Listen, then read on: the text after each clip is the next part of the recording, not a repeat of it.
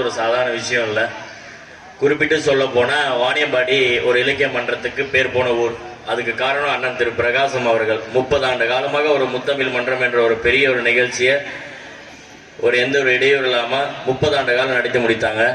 அதை தொடர்ந்து நம்ம வாணியம்பாடியில் மற்றொரு இலக்கிய விழா நடக்குதுன்னா அது நம்ம வடிவேல் சுப்பிரமணியம் அவருடைய நண்பர்கள் முயற்சியால் வேர்கள் அட்டணி சார்பில் இந்த விழாச்சி 5ஆம் ஆண்டில் அடியெடுத்து வைத்திருக்காங்க.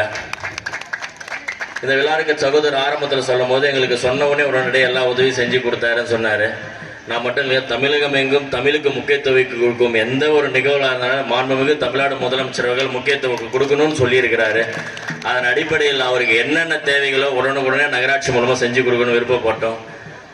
அதே போல் இந்த நிகழ்ச்சியை 3 நாள் வச்சிருக்கிறார். 3 நாளும் ஒரு 3 நாள் ஒரு நிகழ்ச்சி நடத்துறது ஒரு சாதாரண ஒரு விஷயம் இல்லை. ஒரு வருடந்தோறும் தொடர்ந்து ஒரு 4 வருடம் முடிஞ்சு 5ஆவது வருடம் இங்கே ஒரு சிறப்பு விருந்தினர்களை கரெக்டாக வர வைக்கணும். அதே போல் இந்த நிகழ்வுகளை கலந்துக்கல பண்பாட்டு கலைஞர்களை வர வைக்கணும். பண்பாட்டு கலைஞர்கள் அதாவது இந்த கலையெல்லாம் மறைந்து போல கலையை புதுப்பிக்கும் வகையில் நம்ம வாணியம்பாடி நகரத்தில் ஒரு வடிவேல் சுப்பிரமணியம் ஒரு முயற்சியில் இதெல்லாம் கொண்டு வந்துட்டு இருக்காரு. இது நம்ம ஊரை சார்ந்த அனைத்து மக்களும் இதுக்கு ஒரு பெரிய ஆதரவு கொடுக்கணும். இந்த மாதிரி நிகழ்வுகளை கூப்பிட்டா உடனே கலந்துக்கிட்டு அவங்களுக்கு ஒரு பெருமை சேர்க்கணும்.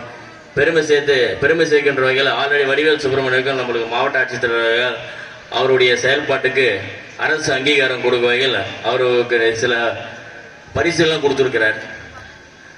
மாவட்ட அளவில் அவங்களோட உடன் இருக்கிற நண்பர்கள்லாம் நான் ஃபாலோ பண்ணுவேன். அவங்கள என்னென்ன பண்ணுறாங்க எது பண்ணுறாங்கன்னு எல்லாம் மறைந்த விஷயத்தை தான் புதுப்பிக்க பார்ப்பாங்க. எல்லாம் வயசானவங்க கிடையாது, எல்லாருமே இளைஞருங்க தான். எல்லாம் அவங்க சொந்த வேலையெல்லாம் விட்டு கூட இது போய் நிறையா சுற்றிட்டு இருப்பாங்க போல இருக்குது. ரொம்ப பொருளாதார இதுக்கு தான் செலவு பண்ணுறாங்களே தவிர்த்து அவங்க குடும்பத்தை மறந்து கூட இதில் நிறைய நேரம் பயணிக்கிறாங்க. நிறைய பேர் பார்த்துருக்கேன். சினிமாவும் எடுக்கிறாங்க, மரமும் வைக்கிறாங்க, பண்பாட்டு நிகழ்ச்சி நடத்துகிறாங்க.